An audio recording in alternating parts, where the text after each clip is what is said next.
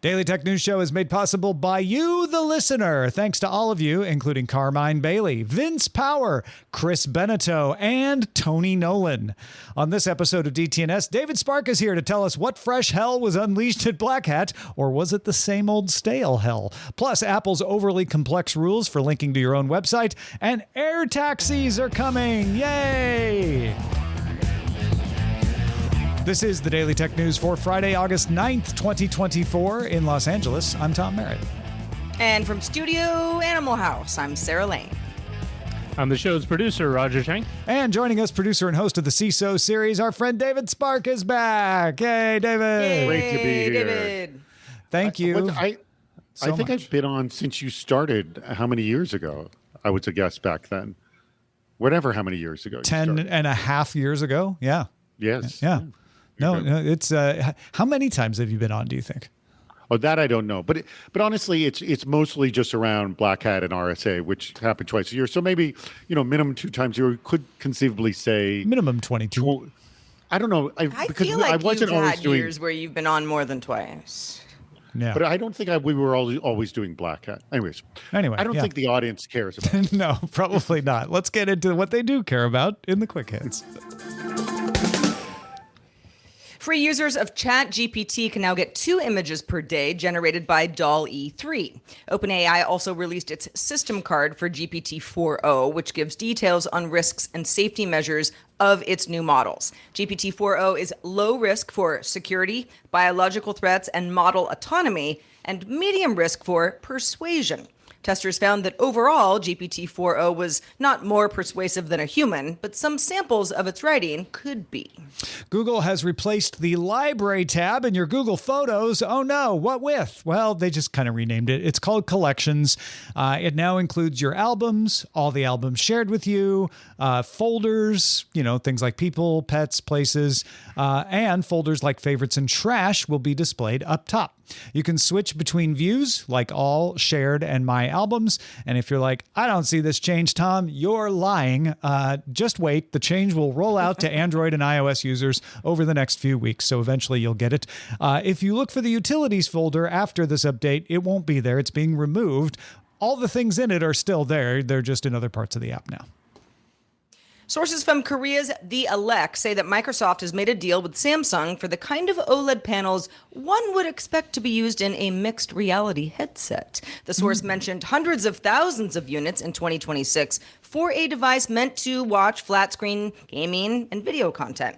Also, The Verge reminds us that Samsung is partnering with Google and Qualcomm on a headset expected later this year. Surface headset from Microsoft, maybe? Would they call it that? I don't know. Surface on your head. Scientists at Google's DeepMind have developed a table tennis robot that it says is a solidly amateur human level player. That's also how I'm described. It played 29 games, beat all the beginners. Okay, this is better than me. 55% of intermediate players, but lost every match against a pro. DeepMind says its biggest weakness is against fast balls, likely due to latency in processing. So the pros are fast enough to get past the latency. The team is investigating faster communication protocols and predictive algorithms to address that weakness. Table tennis is so fast. In the Olympics, it's every like time. Crazy. Yeah. Yeah. Ola Electric, which makes 2-wheeled electric scooters, listed its stock publicly on Friday and became the biggest listing by an Indian company in 2 years. Big deal. The stock rose 20% after its debut. Ola has 46% of India's electric scooter market. EV share of the overall scooter market is expected to grow from 7% next year to 16% in 2028. So, in general, e-scooters, they're a thing. Apple doesn't like letting app makers link from iOS apps to their websites, especially when that means people can pay the app maker through that link. Various countries have various rules that have tried to force Apple to let app makers link to their payment plans. And in a lot of those cases, Apple will be allowed to charge 27% of any transactions made that way, which is actually a discount on the 30% that it takes if you make a payment within the App Store. Apple justifies all of this as necessary to defray the cost of maintaining the App Store. The EU passed the Digital Markets Act last year, and that, among many other things, requires Apple to let app makers link to their own sites for payments. It also lets Apple charge for that. So, Apple's first attempt at complying with the DMA was to charge everybody what they called a core technology fee. That meant if you had users install your app more than 1 million times, you had to pay Apple 50 cents per install, unless the app was free. Apple also took 17% of every transaction made outside of its App Store in those cases. Now, that applied to companies who wanted to do a third-party app store, do side loading, as well as a company who just wanted to link to its own website for payments. So the EU told Apple, try again. That isn't satisfactory. And the Apple folks have come up with a new policy, and they introduced it this week. It gets rid of the core technology fee if all you're doing is linking. Core technology fee still applies if you're doing an app store or doing a side load. But if you're just linking from your app in the app store, you don't have to pay the core technology fee. It also got rid of the 17% flat fee on the transactions. It replaces it with a 5% initial acquisition fee and a store services fee that is 7% if you're a member of Apple's small business program, and 7% for people renewing a subscription. But if you're not a member of that program, it's 20%.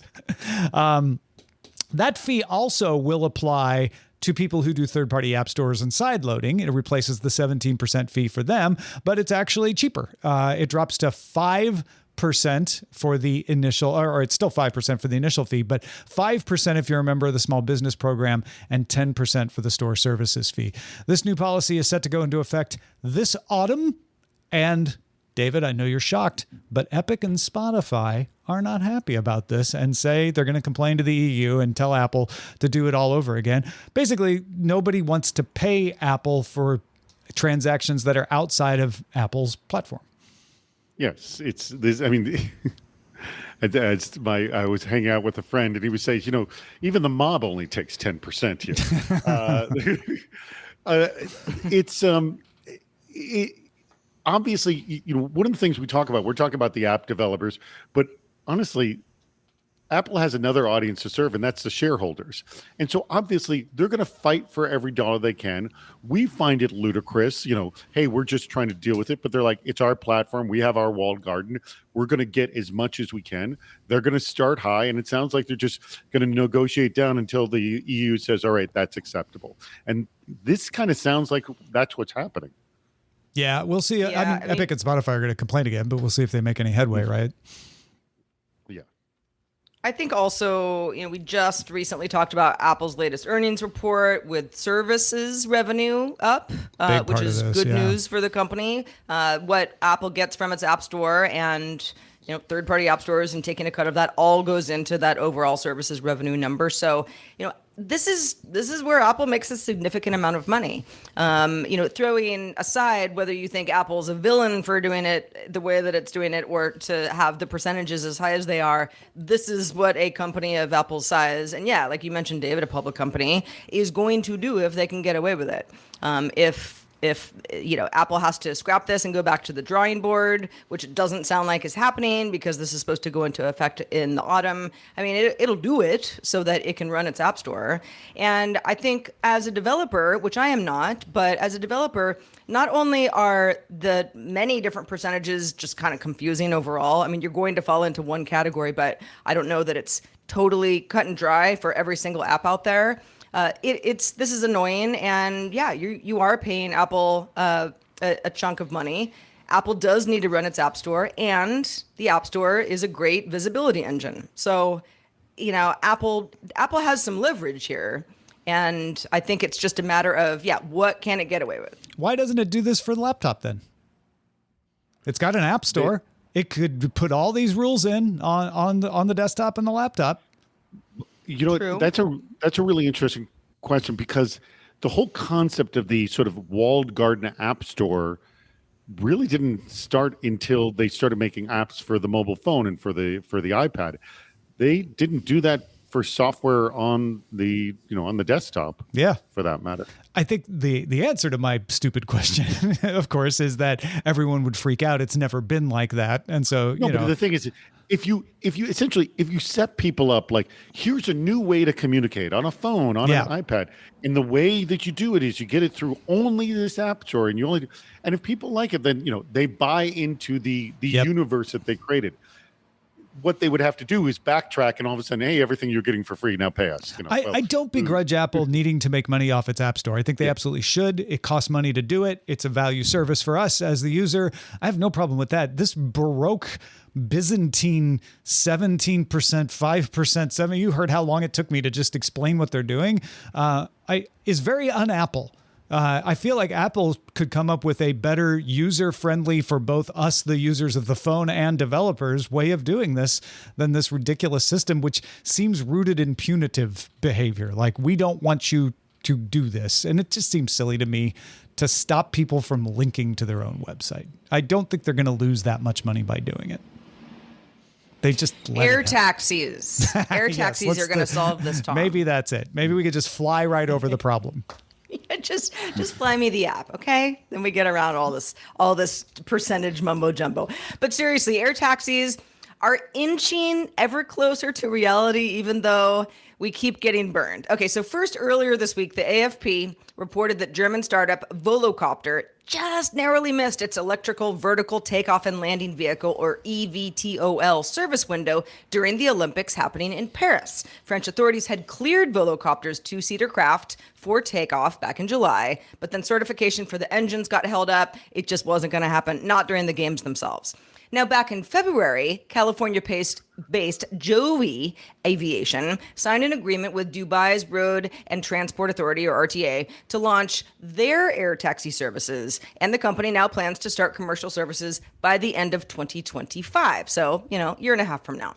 Also based in California, Archer Aviation plans to gradually roll out a pretty big network of air taxis in Los Angeles by 2026. That would be in time for the World Cup happening that year, 1 year before the Super Bowl 2027, and 2 years before LA hosts the Summer Olympics in 2028. Angelinos are already lamenting the traffic problems that we expect to have for all three of these events, because LA is notorious for really bad traffic congestion, even on a good day. And the city has fallen behind on some of its own initiatives for Olympics-related traffic plans. Now, Archer's Veriports, as they're known, aka takeoff and landing locations, include LAX, that's the International Airport, the University of Southern California, big college in town, Santa Monica, Hollywood Burbank, Van Nuys, Long Beach, even Orange County. SoFi Stadium itself, and that's where the World Cup and the Super Bowl and some Olympics games will be, is going to get its own Veriport too, but not planned until sometime after the World Cup, but before the Olympics. So Archer's stuff, close to home, at least for a couple of us where we live. I mean, I'm all in, but again, is it really going to happen? Well, they got to get type and production certification from the FAA. Type says you can demonstrate that you can safely fly people. Production says you can demonstrate that you can safely build the machines. They've already got FAA approval for testing, and they've done like 233 test flights so far. So I don't see why they wouldn't get certification. One thing I noticed about all the locations you mentioned, except for SoFi, is that those are airports. Those are places where there is already an airport. Therefore, I don't think USC has an airport, but it probably has a large helipad. Exactly. It has a heliport. So you don't have to do anything there except say, can we use the heliport?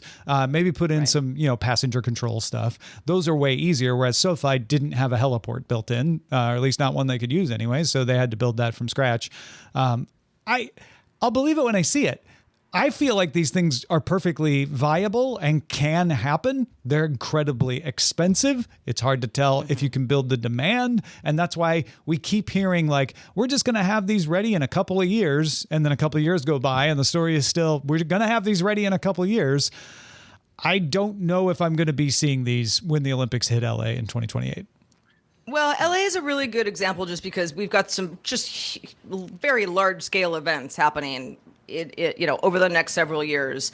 Archer does say that it's planning limited commercial service in 2025. More of a testing rollout in San Francisco, Miami, obviously Los Angeles, New York City, Abu Dhabi, and also Dubai. So clearly, cities that have heliports already, and that's where the service can be expanded. It just reminds me of the early days of Uber. Certain cities, and especially more suburban and rural areas, were like, this doesn't work for us. The riders don't have enough cars, and the drivers end up using their car too much for not that much traffic. And maybe something like this is going to be 25 years from now, it's like, can you remember when we just didn't fly through the sky? Everybody had to use freeways. But for now, it seems like there are some pretty obvious cities and regions where this works, and a lot of places where it's not going to work. I'm shocked we're not seeing it in Las Vegas, David. You should be able to just take an air taxi to the airport when you're done with that's this. a good point. I would like to do that, but obviously,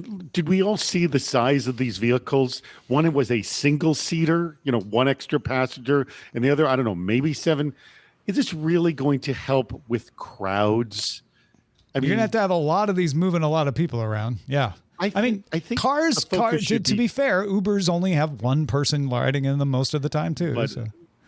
Well, that's true. Well, but again, they can move on very and large Uber also highways. hasn't made traffic better.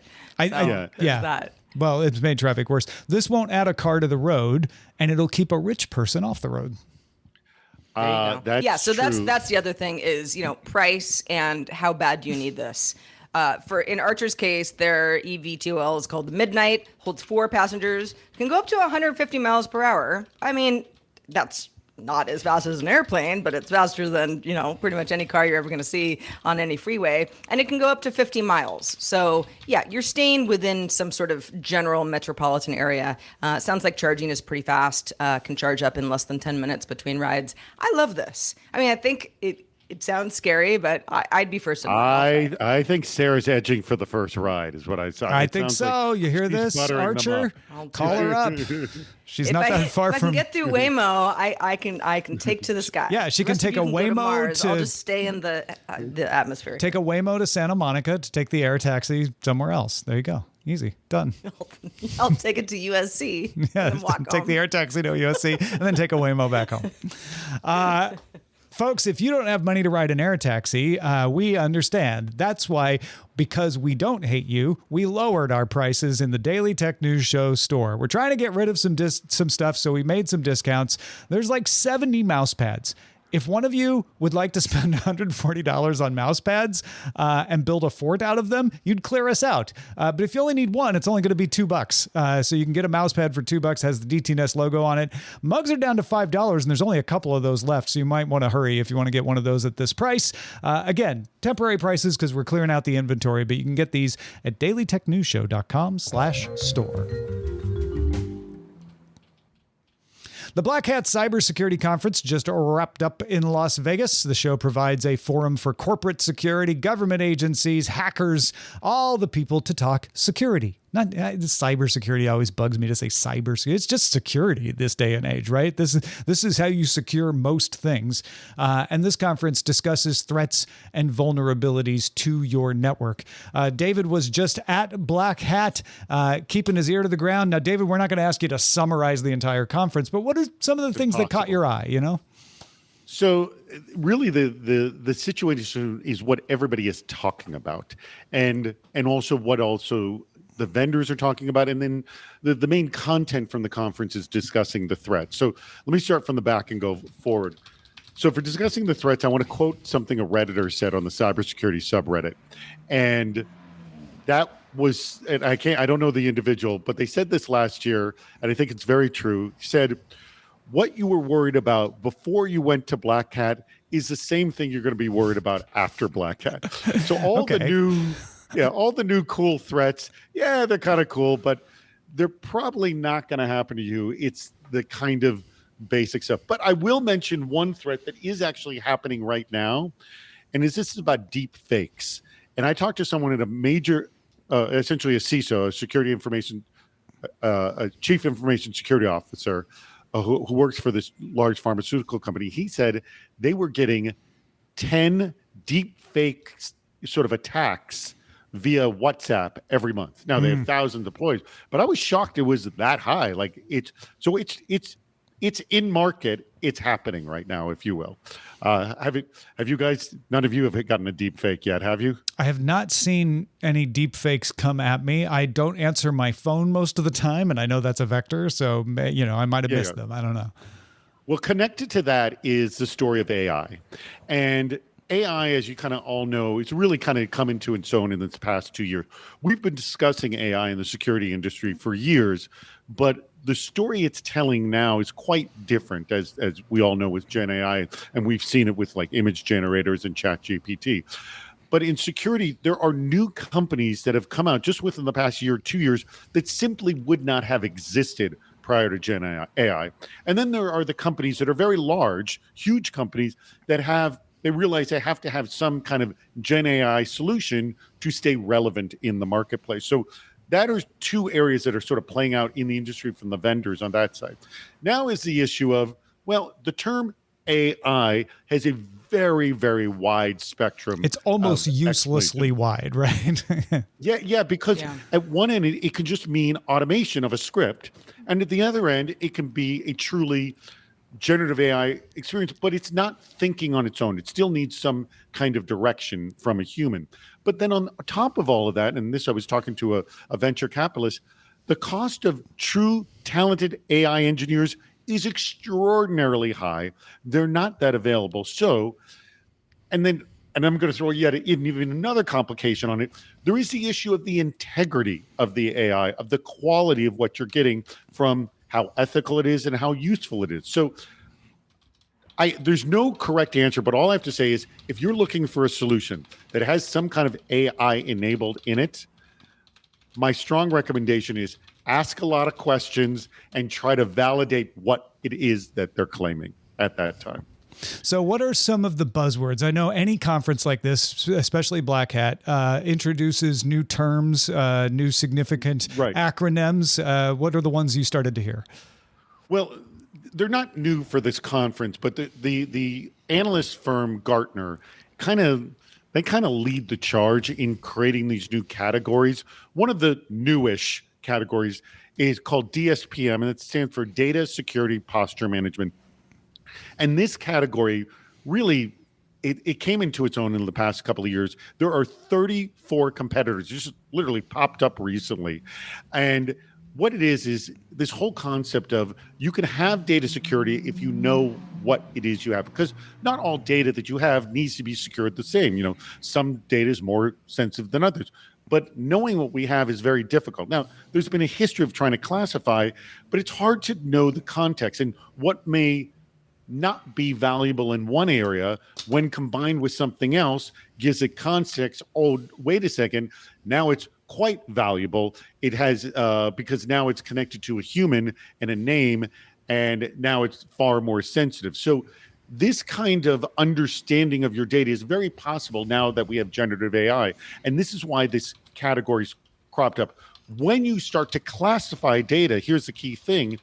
There are a lot of things you can do. You can see what is useless, I should get rid of, what needs to be protected more vigorously. So that's kind of a big deal. And that's what this space tries to do. I will also throw out one of the other issues that we've run into is the fact that people are using different terms and they mean the same thing. I was actually having this conversation with this one founder who was in DSPM space, and he was saying different terms, and we seemed to be disagreeing, but we were actually saying the same thing. We were just using completely different terms. So we need term efficiency. We need term reform. Yes, exactly. Something to just like take the redundancy out of the terms. There's too many of them. Yeah. Now, one of the things I want to also point out is the paucity of women that approach this conference or at attendance in this conference. And one of the things that the cybersecurity industry is trying to pride itself in is that there's more women joining the industry. And I keep hearing percentages of 20, 30%. Some companies claiming that 50% of staff is women. But I'm telling you, this conference, that wasn't the case. I mean, it was more like 1% to 2% of the attendees were women. So it's possible these companies have a larger female staff, but if that's true, they should be sending them to this conference. There should be simply more women going. So this is a call out to all the security or teams that are out there. If you have women on your team, please send them to this conference and any conference for that matter. What if they don't want to go? What if they're just sounds miserable? I don't want to go there. You send them anyway. Well, honestly, get out there and represent. That's your job. I think you encourage them. Like make it worth going. Make it something you want to go to. Yeah. Well, the other issue is people have a job and you got to do what your assignment is. Yeah.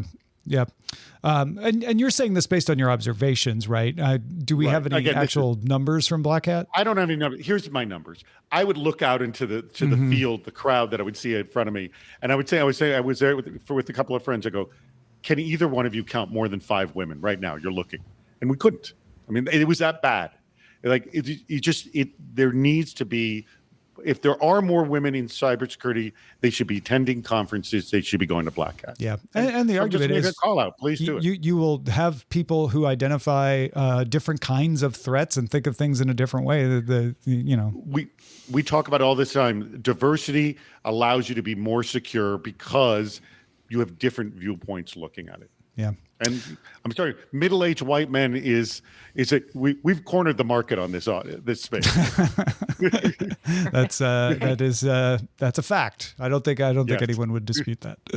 All right, let's check out the mailbag. We got a nice note from Anon Jr. on Patreon about Audible rolling out AI-powered audiobook recommendations. We talked about this in Thursday's show. Anon says, I've had very mixed luck with automated recommendations thus far. If they can meaningfully improve it, I would love it. The vast majority of my Kindle and Audible books come from recommendations from my friends, family, and trusted podcasts. I made that same point yesterday. I mean, I will rarely just search for a genre of book without someone explicitly saying, you're going to love this book, Sarah, buy it and read it. The one thing I will add to that conversation is Sword and Laser, the book club podcast I do with Veronica Belmont, is all about helping people find books they want to read. Like, there are no shortage of recommendations, but everybody is always like, but I want a good recommendation. I want a book I get excited about. Where can I find good books? So maybe this is just playing into that as like not the place, but another place that might recommend that next book you love. And then Howard is getting a familiar vibe from all our talk around AI these days. Howard writes, the current marketing of AI-ness reminds me a lot of when every TV needed to be a 3D TV, which then vanished. My hope is that businesses focus on solving the problems people have rather than AI for AI's sake. Yeah. I see David nodding. Howard. Yeah.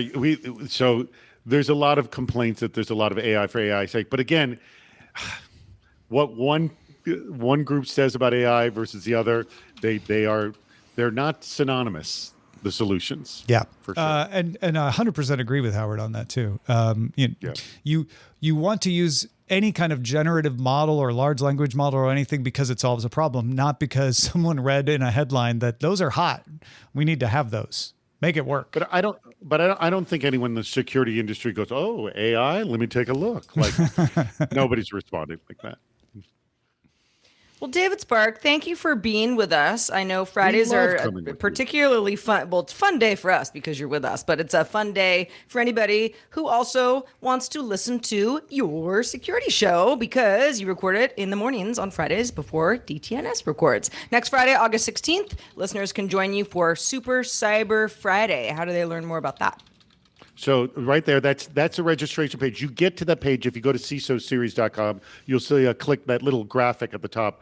You'll see a link to that. And what we do is a 1-hour conversation that we have with everybody. The topic is going to be hacking the demo. We're going to be talking about how to do a better demo in person, one on video as well. And it's really engaging and a lot of fun. Just like your crowd, we get hundreds of comments over the hour, and we break it up with a lot of silly games as well, plus a lot of really great insight from our guests. So it's super fun. And then at the end of the hour, we kind of do something on Discord where we'll have sort of a face-to-face meetup with some of the attendees as well. So that's please great. Join us next Friday at 1 p.m. Eastern.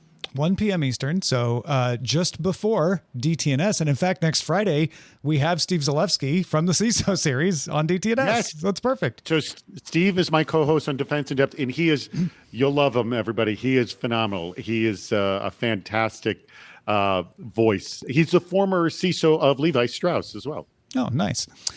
Patrons, stick around for the extended show Good Day Internet. It's Friday, and David brought one of his games that they do over there to us. So we're going to play that.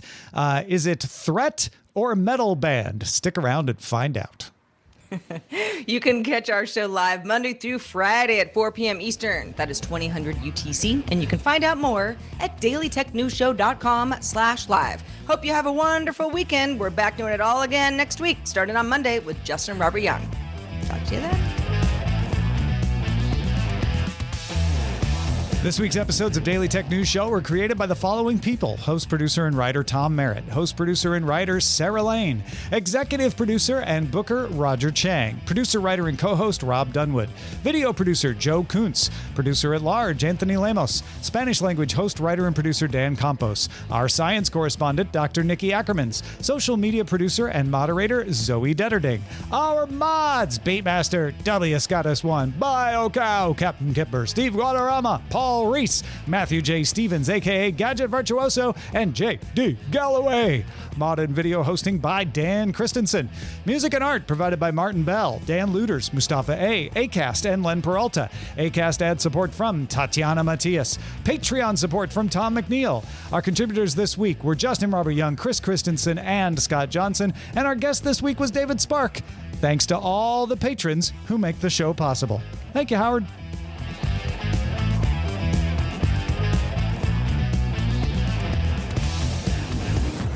This show is part of the Frog Pants Network. Get more at frogpants.com. Diamond Club hopes you have enjoyed this program.